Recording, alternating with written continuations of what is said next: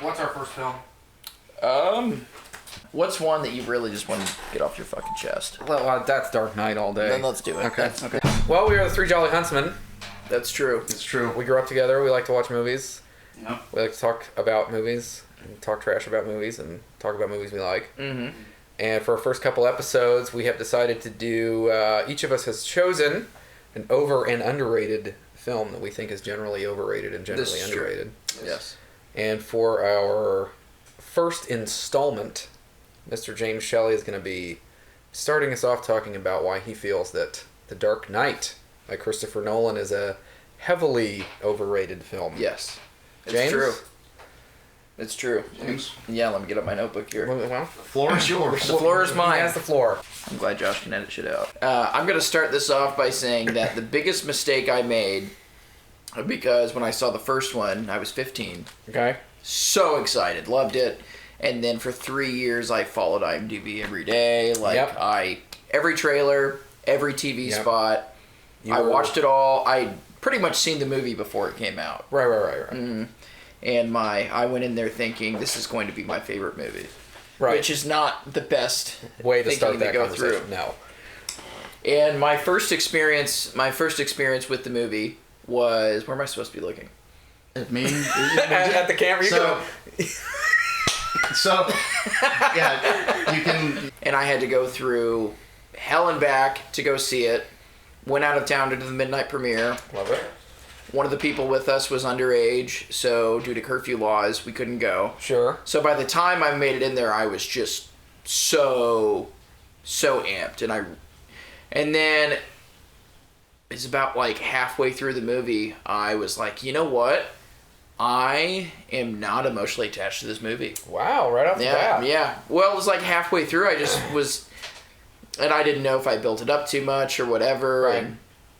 And then I think I automatically went and saw it again. Sure. I saw it in theaters, I think, 3 times. Yeah. The Joker scenes really got me. Sure. But the Harvey Dent got me almost just as much. Really? The hospital scene where Commissioner Gordon is talking to him and then he's like, you remember that name you had for me? Say it. And then he screams, say it! I jumped, and I thought that I was like, oh my God, and I thought, this guy is so good, and he's probably going to get overlooked, and he was. Yeah. I love Gary Oldman.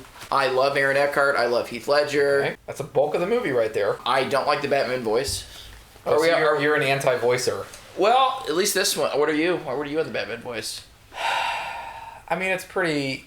I think in Begins it was a little more forgivable. Yeah. But at this point you could clearly tell that it was a thing that everyone had agreed on, that had been practiced, that they were trying to do. Mm-hmm. I think they touched it up in post as well. I think so too, and maybe it's pitch shifted, it maybe it's not. I don't know. I guess I'm anti-voice. I would have preferred a little bit of gravel and a little bit of grit, but nothing... I mean, especially everybody makes for the interrogation scene. It is really extreme. And it takes me out of the film, for sure. Yeah. Yeah, and always has. Yeah. Absolutely. It's ridiculous. Yeah. That's a 5. I looked up "You'll Be in a Padded Cell Forever," and it's its own video. Of course it is, because it's terrible. You'll be in a padded cell forever. It's just not. You're not going to try to tell us. He's... What are your thoughts on the interrogation scene, though? With the big main one? I mean, it's not my favorite part of the movie, and by that point in the movie, I don't feel like there's a steady enough escalation of events to get us to that point for that to really be like the break in the tension for me, that we find out that he has Harvey and Katie Holmes. Like, I'm just not... It's not even Katie Holmes. It's Katie Holmes, right? No. She was in Begins. They replaced her pretty good. Jake You Gyllenhaal's didn't even sister. notice. Yeah. Oh, no, it is Jones. Yeah. So Katie Holmes gets They did kidnapped with good. Two-Face. That's just, the interrogation scene is fine, but it's not like some study in cinema. Like, I'm not trying to be detractive for the sake of being detractive, because I understand it's cool, but it's not, I don't think it's as worthy of being lauded as this, like, great 12 Angry Men thing that everybody else does. I mean, it's fine. Yeah.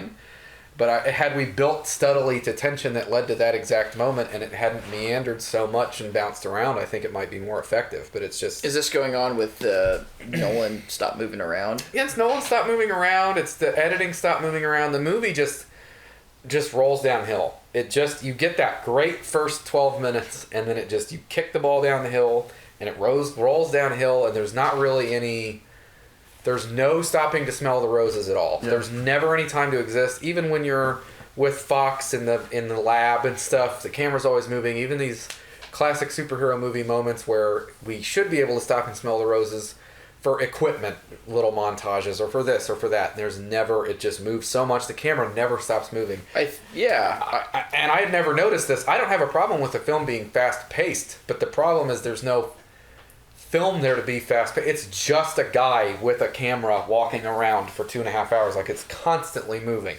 And there's never any static shots. There's never any... I think Nolan's intention with it is probably that when there are static shots, then it's going to grab your attention. It doesn't. I don't know what it was about this most recent watch through for me, but it's moving so much all the time, and it's distracting. Like, stop the camera and let someone talk for 40 seconds. And then watching Batman Begins, I was emotionally invested. Dark Knight Rises, I was even emotionally invested. Because it took its time. Yeah. You know, like Dark Knight Rises, the last scene with Bruce and Alfred. Yeah. Like, it takes the time for that, whereas Dark Knight is just balls to the wall from beginning to end, and you don't really have time. And I think that's what gets me so bad on, because it's super clickbaity. Anyone talks about you bring up Dark Knight Rises, people are going to say plot holes. Well, guess what? Dark Knight has just as many, if not more. It does. No, it's all. If you actually stop and pay attention to all the stuff that's happening, clearly they had to chop a lot out. Yep. There's a lot going on. Yep. It just doesn't build anything. No, and then it's even like the speech that Gordon gives at the end, which is cool, but doesn't really make sense. Nope. And what is it? And then I remember back in the day, someone pointed out, I was like, why do they have to frame Batman? Like, there's so much going on in the city. The Joker's caught. Why can't they blame the Joker? Why can't they blame anyone else? My least favorite thing about this movie is Harvey Dent. Oh, really? I just think it's... that makes sense. Yeah, because he... the coin is flipped. I think I mentioned this to him like an hour ago.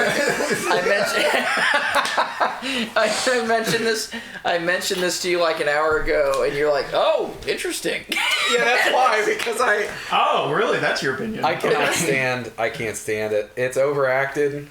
The scenes after the stuff happens to him, like all the Two-Face scenes, the CG and the makeup and stuff, CG. It's fine.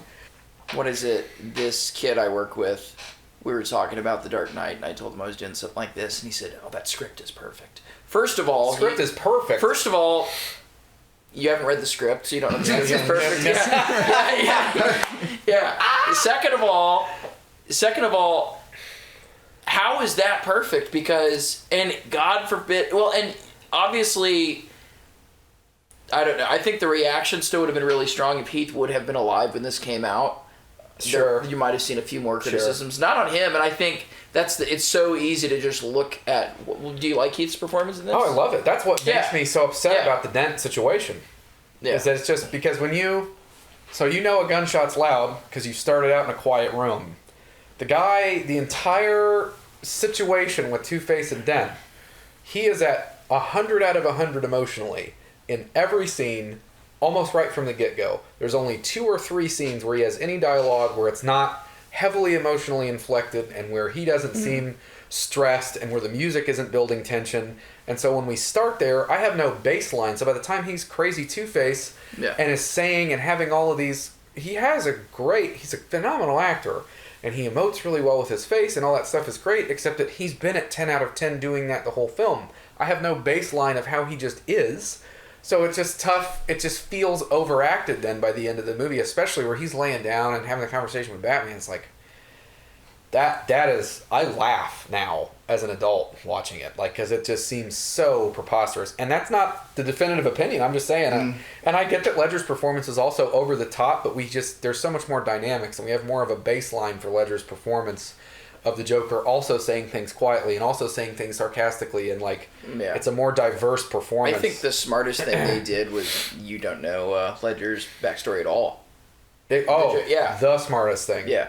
Because absolutely every time he takes some new course of action, it like blows open big doors in whatever you're creating for his character to be capable of. It's awesome. And from what I've, you know, because it's been out for almost 15 years, so what I've like read and like seen, because normally if Nolan does a movie, he's got exactly how he wants it in his head.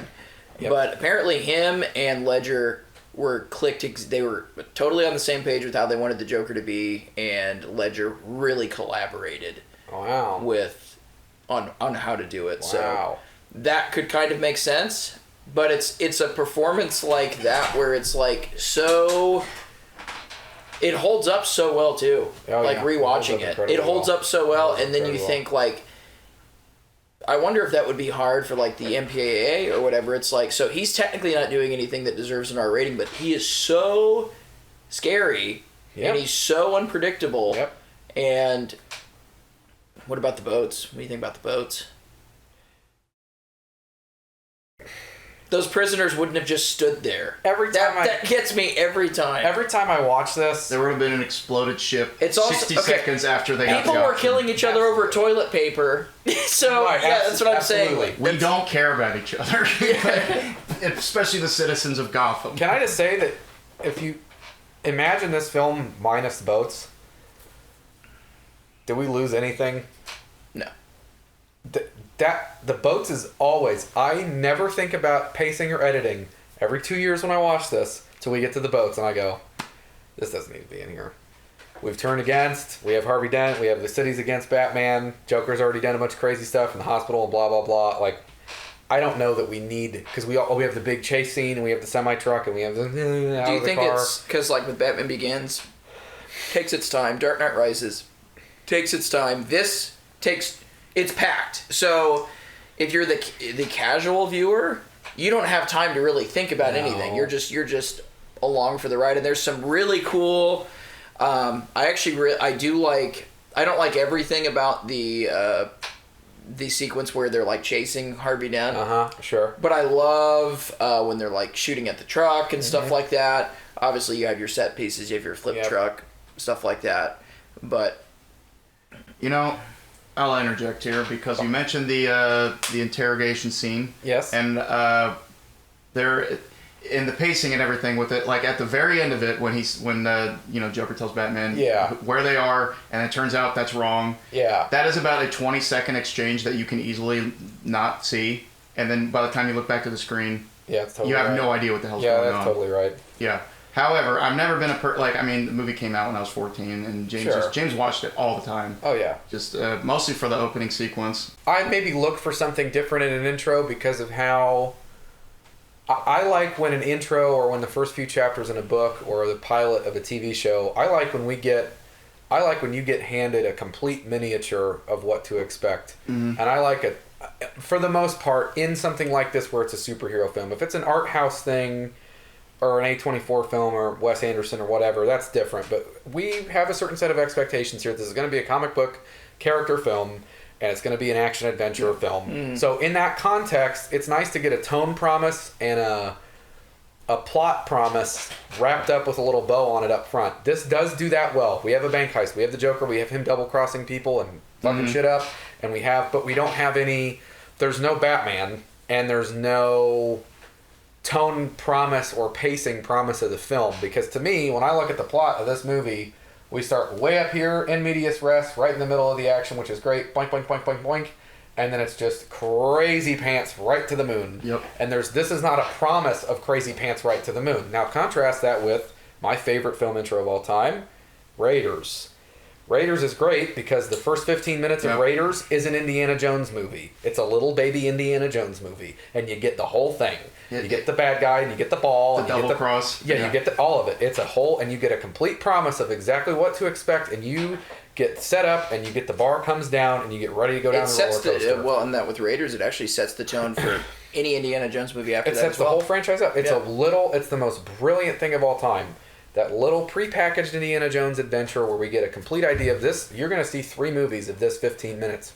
And you know what? It's awesome. Great. Mm-hmm. And in that context, it works. With this, There's no... The reason that I love this so much and the reason I totally get why you would rewatch it to see the first part is because the first part, I feel like, sets up a tone and a promise of a different set of things and gets delivered. Yeah. And that might be part of my frustration with it, is that I actually love where that was going.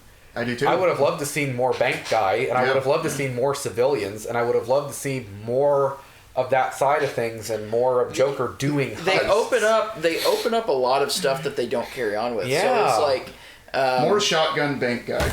Right. He was fucking cool. Well, he's in Heat. The gangsters in this were kind of cartoony. And which was fine. I was going to get to this. I'm glad you're bringing this up. Which was fine, but it always bothered me because it's like... He's like, I'll pay $500,000. $1 million alive. It's Yeah, so it's... And I really liked the guy that gets, like, dropped. That's something I like when Batman drops the guy off of the... Okay. I like that. But, the tone is all over the place. Yeah.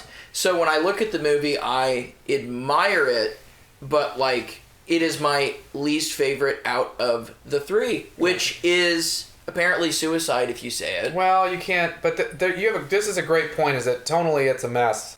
There's just so much going on, and it's so fast-paced, and your brain doesn't have time to think, wait, this does not line up. This does not line up. Those ballistic forensics made no fucking sense. Oh, yeah, that was a shit show. That made no fucking sense. And you have to give, when you're doing a detective thing, when you're doing the Agatha Christie thing, you have to provide the audience with Legos and let them build the house before you show them the house. Here's the question. And they don't do that here. I'm not talking about the Joker.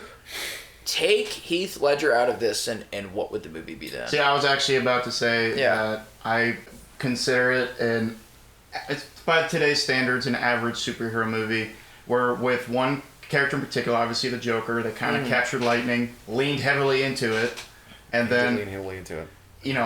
With his passing, kind of immortalized that role in itself, and in turn the movie, which he's plastered all over the place, which he should be because he's by far the best part of it. On the positive note, the performance holds up. The performance holds up fantastically. Like, far ahead of the movie, I think. Like, and I wish all this time later. I would love to say it didn't. I would love to just piss off every neckbeard ever and invalidate the fact that it doesn't, but it does, and it's one of the best popular film performances of the 2010s. I struggle to think of better ones that are not. Came out in 2008, actually.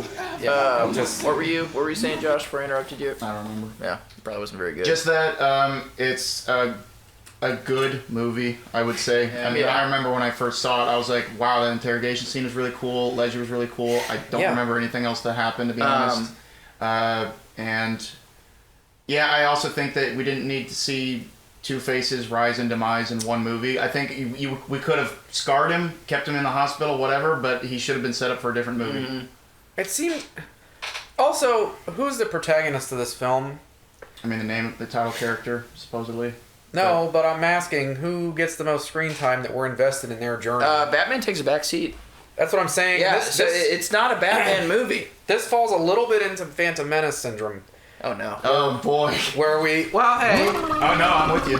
This falls a little bit into Phantom Menace syndrome where we don't have a protagonist. Harvey, to me, feels like the protagonist for the end of Act 1 through the end of center of Act 2. Like, Harvey seems like the protagonist, but this film does not really have a protagonist, except maybe Heath. Commissioner Gordon. Oh, I'm sorry. No, so Heath would be the antagonist, right? Yeah. But if you look at, like... I'd say, so you have Heath as a supporting role, so that's a complete performance. I think, honestly, Gary Oldman probably gets the most screen time out of all the lead actors in that. I would be curious. Yeah. Somebody has counted that up somewhere, and I would be curious to see how close he even gets a fake death in it. I couldn't risk my family's safety. Like, that made sense. No. So you're back?